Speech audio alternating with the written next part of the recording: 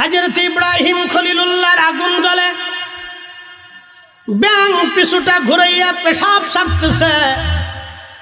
আল্লাহ ডাক দিলেন, ব্যাং তুমি কি করো? বলে আল্লাহ পেশাব করি। কেন পেশাব করো? আল্লাহ তো সবই জানে। বলে কেন করো? বলে রব আল্লাহ তোমার খলিলের আগুন আমি নিভাচ্ছি। বলে ব্যাং রে, তোমার এই সামান্য পেশাবে কি আগুন নিভেনি? বলে আল্লাহ আমিও জানি আগুন নিভবে না, তবে কেন পেশাব করো? বলে রব কঠিন কিয়ামতের ময়দানে কোটি কোটি মানুষের ভিড়ে আল্লাহ তুমি জিজ্ঞাসা করবা, ব্যাং আমার খলিলকে আগুনের মধ্যে ফালানোর পরে তোমার কি ভূমিকা ছিল? আমি সেই দিন জবাব দেব, পেশাব ছেড়ে দিয়ে আমি আগুন নিভানোর চেষ্টা করেছিলাম। একবার জোরে বলা যাবে কি মারহাবা? জয়নুল আবেদিন এত বড় আবেদ ছিলেন, জীবনে কোনোদিন উনি হাসেন নাই, উনি হাসতেন না। ওনাকে দুনিয়ার মানুষ কোনোদিন হাসতে দেখে নাই। উনি সবসময় কাঁদতেন। খেরাম শরীফে, কাবা শরীফের চাদর মরা দিয়ে খুদার ঘরের সঙ্গে হাতটা ঠেকাই দিয়ে কাঁদতেন আর বলতেন, আল্লাহ আমি জয়নুল আবেদিন, আমি আপনার গোলাম, আল্লাহ আপনার দরবারে আসছি, আমার অনেক ভুল হয়ে গেছে, আমার গুনাহ হয়ে গেছে, আপনি আমারে মাফ করে দেন। বিনয় বিনয় জয়নুল আবেদিন রাদিয়াল্লাহু আনহু সারা রাত বসে বসে হেরেম শরীফে কাঁদতেন। মাকামে ইব্রাহিম কাঁদতে কাঁদতে পার হয়ে যাইত। ইমাম জয়নুল আবেদিন পানি পান করতে গেলে হাতগুলি কাঁপতে থাকতো, পানি পান করতে পারতেন না। লোকেরা জিজ্ঞেস করলো, ইমাম জয়নুল আবেদিন আপনি এইভাবে হাতগুলি কাঁপে কেন? আপনি পানি পান করতে পারেন না কেন? ইমাম জয়নুল আবেদিন কেঁদে দিয়ে বলতেন, দুনিয়ার মানুষ, কারবালার একমাত্র বেঁচে যাওয়ার সাক্ষী আমি ছিলাম। কারবালার একমাত্র বেঁচে যাওয়া পুরুষ সন্তান আমি যা দেখছি, তোমরা যদি দেখতা, আমি আমার ভাইদের পানির পিপাসার ছটফটানি দেখছি, আমি আমার আব্বাজানের কলিজার কষ্ট দেখেছি, আমার মা জননীর কান্না দেখেছি, আমার ভাই ইমাম কাসেমের শাহাদাতের দৃশ্য আমি দেখছি, আমার বড় ভাই ইমাম আলী আকবরের শাহাদাতের দৃশ্য দেখছি, আমার ছোট ভাই ইমাম আলী আসগরের শাহাদাতের করুণ দৃশ্য আমি দেখছি। তোমরা যদি দেখতা, তোমরা সহ্য করতে পারতা না। তোমরা যদি দেখতা, জীবনে পানি পান করতে পারতা না। আমি কি করে পানি পান করব? 3টা রজনী 3টা দিন ওরা আমার পরিবারকে পানি দেয় নাই। পানির তৃষ্ণা নিয়ে ছটফট করে করে আমার ভাইরা ওই ময়দানে শহীদ হয়ে গেছে। নির্মমভাবে তাদেরকে হত্যা করা হয়েছে। আমি এই পানি পান করতে গেলে আমার সেই স্মৃতিগুলি মনে হয়। আমি জয়নুল আবেদিন সহ্য করতে পারি না। আমি আর হাতগুলি কাঁপে, আমি কি করে পানি পান করব? অথচ আমার চোখের সামনে আমার আব্বাজান পানি বীর শহীদ হয়ে ঘুমাইছে। আমার চোখের সামনে আমার ছোট্ট ভাইকে ওরা শহীদ করেছে। আমার চোখের সামনে আমার বড় ভাই ইমাম কাসিমকে নির্মমভাবে ময়দানে ওরা শহীদ করে দিয়েছে। আমার চোখের সামনে আমার বড় ভাই আলী আকবর শহীদ। আমার চোখের সামনে আমার নবীর আওলাদরা শহীদ হয়েছে। আমার চোখের সামনে আমাদের আত্মীয় স্বজনরা শহীদ হয়েছে। আমার চোখের সামনে আশিকি রাসূলরা শহীদ হয়েছে। পানিবিহীন কলিজার ছটফটানি আমি দেখছি। কারবালার করুণ কান্নাগুলি আমি দেখছি। প্রচন্ড ব্যথাগুলি আমি দেখছি। মুসলমানের আরে, আমি জয়নুল আবেদিন কি করে পানি পান করব বলো? হযরত ইমাম জয়নুল আবেদিন পানির পেয়ালা হাতে নিয়ে থরথর থরথর করে কাঁপত। পানি পান করতে গেলে উনি ব্যথিত হতেন। চোখের পানি ছেড়ে ছেড়ে উনি কাঁদতেন। জীবনে কোনোদিন কোনো মানুষ ওনাকে হাসতে দেখেন নাই। ওনার কলিজার টুকরা সন্তানের নাম ইমাম মোহাম্মদ বাকের। ইমাম মোহাম্মদ বাকের রাদিয়াল্লাহু আনহু বিশ্ববিখ্যাত একজন আলেম এবং মদিনার অধিবাসী ছিলেন। ওনার কলিজার টুকরা সন্তানের নাম হযরত ইমাম জাফর সাদিক। পৃথিবী বিখ্যাত অনেক বড় মুহাদ্দিস এবং মুফতি ছিলেন। দুনিয়ার বহু মানুষ ওনার কাছ থেকে হাদিস শিখে যাইতেন, ফতোয়া জেনে যাইতেন। ওনার সন্তানের নাম, যার কারামতে এতক্ষণ বললাম, সেই যুবক রহমতের নবীর রক্তধারার পবিত্র রক্ত যার শরীর প্রবাহিত, ওই যুবকের নাম ছিল ইমাম মুসা কাযেম রাদিয়াল্লাহু আনহু। একবার জোরে বলা যাবে কি আল্লাহু আকবার। আওলাদে রাসূল, আহলে বাইতে রাসূল, আওলাদে রাসূল হাসানি ওয়াল হুসাইনি, হাসানি ওয়াল হুসাইনি, হাসানি ওয়াল হুসাইনি, হাসানি ওয়াল হুসাইনি। এই হাসানি হুসাইনি রক্ত দ্বারায় পৃথিবীতে একজন আলেম দুনিয়াতে আসবে, তার নাম ইমাম মাহদী। ইমাম মাহদী, ইমাম মাহদী, ইমাম মাহদী এই রক্ত দিয়ে দুনিয়াতে আসবে। একবার জোরে বলা যাবে কি মারহাবা। আমাদের দেশে অনেকেই রাসূল, আওলাদ রাসূল দাবি করে, কিন্তু বিড়ি খায়। বন্ধু আমার, খুব মনোযোগ দিয়ে হাজিরাতে শাকিব বলখি রাহমাতুল্লাহ আলাইহি বললেন, ওই যুবকের কারামত দেখে আমি আশ্চর্য হলাম। চিন্তা করলাম যুবকটা কি ইবাদত করে আজ দেখব, কিন্তু সে আমার থেকে উদাও হয়ে গেল, আর খুঁজে পাই না। কয়েকদিন পরে আবার দেখা হলো। আমি দেখলাম এক তাঁবুর পাশে দাঁড়ায় দাঁড়ায় গভীর রাত্রিবেলা নামাজ পড়তেছে। এত সুন্দর নামাজ আমি জীবনে কোনো মানুষের দেখি নাই। এত সুন্দর সালাত, এত সুন্দর তার রোনাজারি, এমন করে কান্না আমি দেখি। নামাজের মধ্যে দাঁড়াইয়া সে কেরাত পড়তেছে। এত সুন্দর কেরাত, এত সুন্দর নামাজ। শুধু নামাজি না, নামাজের মধ্যে সে থরথর করে কাঁপতেছে এবং অঝর দ্বারায় তার চোখের পানিগুলি ঝরে ঝরে সুন্দর দাড়ি ভিজে ভিজে পড়তেছে।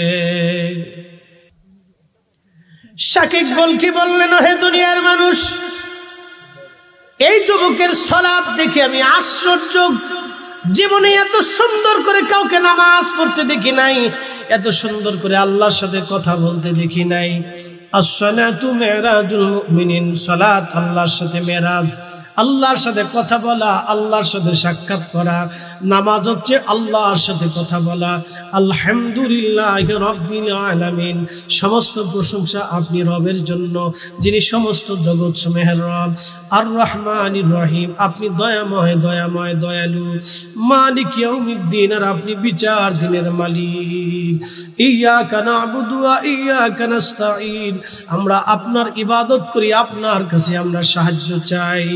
ইহদিনাস সিরাতাল মুস্তাকিম, ওগো মালিক আপনি আমাকে সিরাতুল মুস্তাকিমে চলান।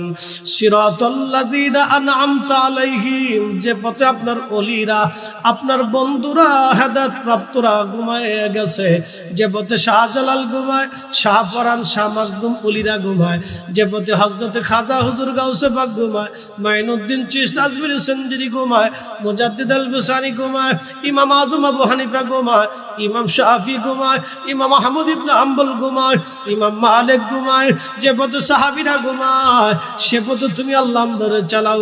আন'আমতা আলাইহিম গায়রিল মাগদুবি আলাইহিম, তাদের পথে চালাও না যাদের উপরে তুমি অসন্তুষ্ট আছো, বেজার হয়ে গেছো। নাফরমানদের পথে চালাও না, তুমি যাদের উপরে খুশি, তোমার নিয়ামত প্রাপ্ত বান্দা, তোমার বন্ধু, তোমার নবী, ওলি, সিদ্দিক, শহীদদের পথে আল্লাহ তুমি আমরে চালাও।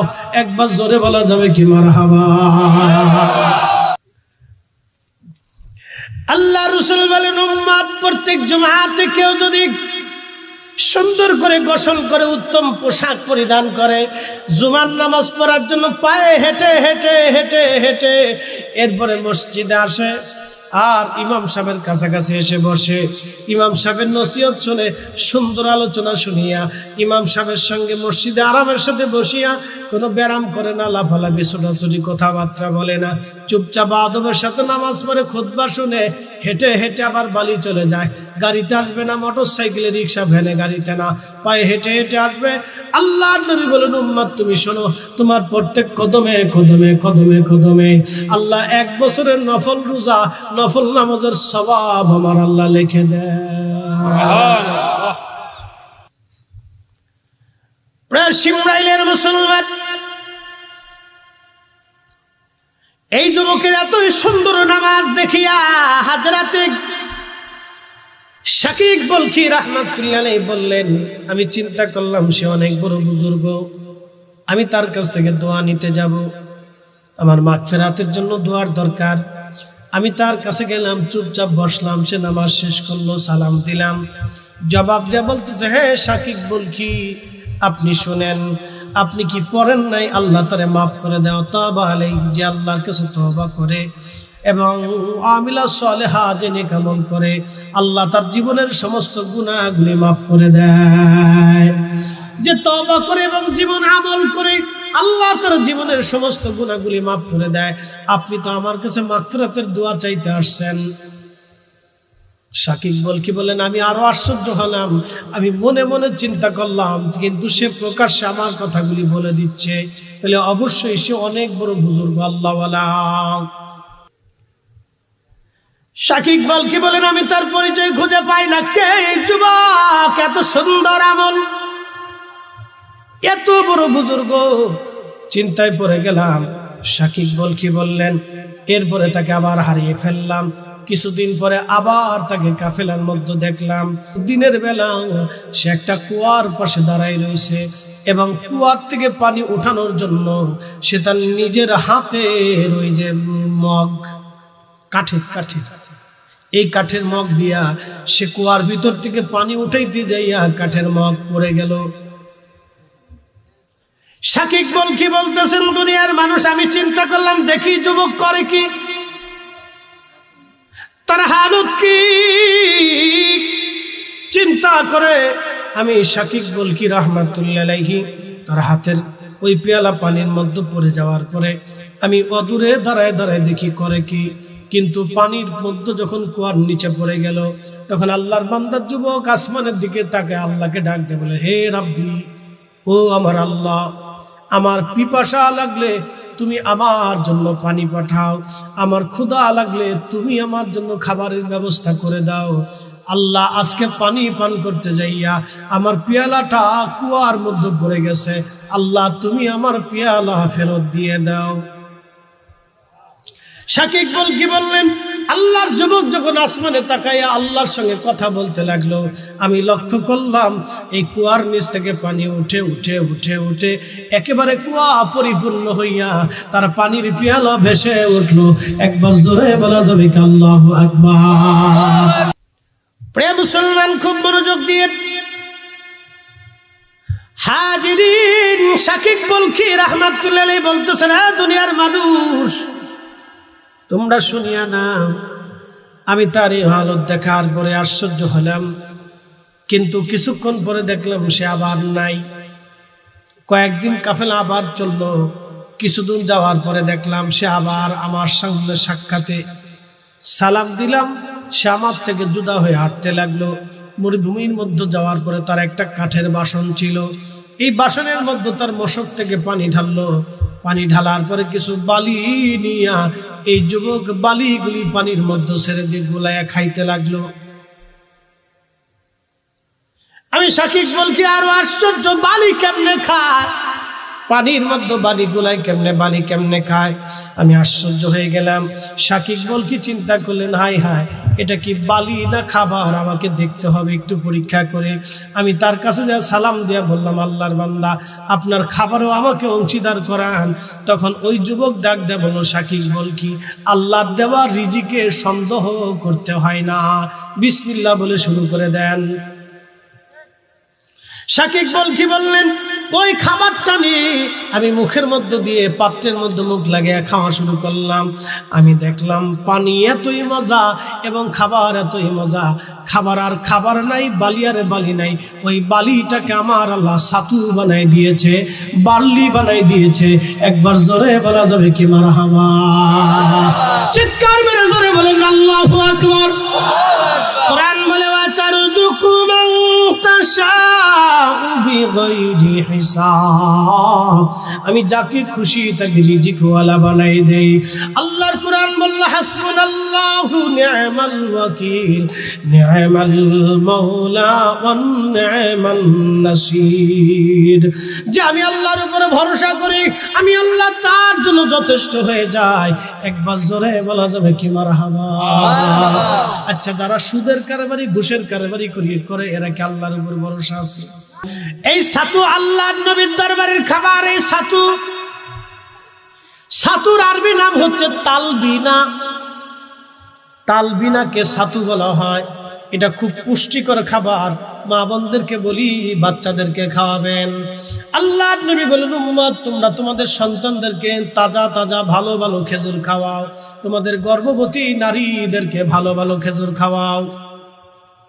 গর্ভবতী নারীদেরকে ভালো খেজুর কেন খাওয়াবেন? গর্ভবতী নারীদেরকে এই জন্য ভালো ভালো খেজুর খাওয়াবেন, ওই বাচ্চা হৃষ্টপুষ্ট হবে, নারীর পুষ্টি ভালো থাকবে, শরীর ঠিক থাকবে, এনার্জি ঠিক থাকবে। এই জন্য গর্ভবতী নারীদেরকে কাঁচা কাঁচা সবজি খাওয়াইতে হয়, ফল খাওয়াইতে হয়, ভালো ভালো জিনিস খাওয়াইতে হয়। আমাদের মা বোনদেরকে খাওয়াবেন, এগুলি তার অধিকার, এগুলি তার স্বাস্থ্য সুরক্ষা, এগুলি খাওয়ানো দরকার। ঠান্ডা মান্ডা লাগানো যাবে না। ঠান্ডা লাগাইলে বাচ্চার ভবিষ্যতে নিউমোনিয়া ঠান্ডা হতে পারে। এখন আপনাদেরকে বলে দিয়ে যাই, মা খাইলে যদি বাচ্চার খাওয়া হয়, মা ঘুমাইলে যদি বাচ্চার ঘুম ভালো হয়, মা ঠান্ডা লাগলে যদি বাচ্চার ঠান্ডা লাগে, মার অসুস্থ হলে যদি বাচ্চা অসুস্থ হয়, তাহলে যেই নারী বাচ্চা পেটে নিয়া সারা রাত্র বইরে বইরে টেলিভিশন নাচানাচি লাফালাফি দেখে, ওই বাচ্চাটাও জন্ম নিয়া ওটাও লাফালাফি তিরিং ফিরিং তিরিং ফিরিং। মুসলমান খুব মনোযোগ দিয়ে হযরত শাকিব বলখি রাহমাতুল্লাহ আলাইহি বললেন, এত সুন্দর খাবার আমি জীবনে খাই নাই। যুবকের কারামত দেখে আমি আশ্চর্য হয়ে গেলাম। হায় হায়, আল্লাহওয়ালাটা কে? এর কিছুক্ষণ পরে সে আমার থেকে জুদা হয়ে হারিয়ে গেল, আর তারে পাইলাম না। কাফেলা চলতে চলতে মক্কাতুল মুকাররমে আসলাম। আমি তাওয়াফ করতেছিলাম, এমন সময় দেখি ওই যুবকটাও তাওয়াফ করে। কিন্তু আজকে আশ্চর্য হলাম, হাজার হাজার মানুষ তার সাথে মুসাফা করতেছে, সালাম দিতেছে, দোয়া নিতেছে। আমি আশ্চর্য হয়ে চিন্তা করলাম, ইরাক থেকে মক্কা পর্যন্ত আসলাম, কোনো ব্যক্তি তারে চিনল না। কিন্তু এই কাবা ঘরে আসার পরে হাজার হাজার মানুষ তার সাথে মুসাফা করে। যুবকটাকে পরিচয় কি? আহলুল মক্কা যারা, মক্কার অধিবাসীদেরকে বললাম, ও মক্কাবাসী, তোমরা কি যুবকটাকে চেনো কিনা? এত সুন্দর নূরের চেহারা। হাজার হাজার মানুষ তার সাথে মুসাফা করে। কে যুবক, তোমরা কি বলবানি? লোকেরা ডাক দেয়া বলল, তুমি কি তারে চিনো নাই? ওনার বাবার নাম ইমাম জাফর সাদেক, তার বাবার নাম ইমাম মুহাম্মদ বাকের, তার বাবার নাম হযরত ইমাম জয়নুল আবিদিন, তার বাবার নাম সুলতানে কারবালা ইমাম হুসাইন, তার বাবার নাম শেরে খুদা আলী, তার বিবির নাম সাইয়্যিদাতুন নিসা আহলিল জান্নাহ, তার বাবার নাম রাহমাতুল লিল আলামিন। একবার জোরে বলা যাবে কি মারহাবা? আল্লাহু আকবার, ইয়া রাসূলুল্লাহ, জিন্দাবাদ জিন্দাবাদ, আল্লাহ।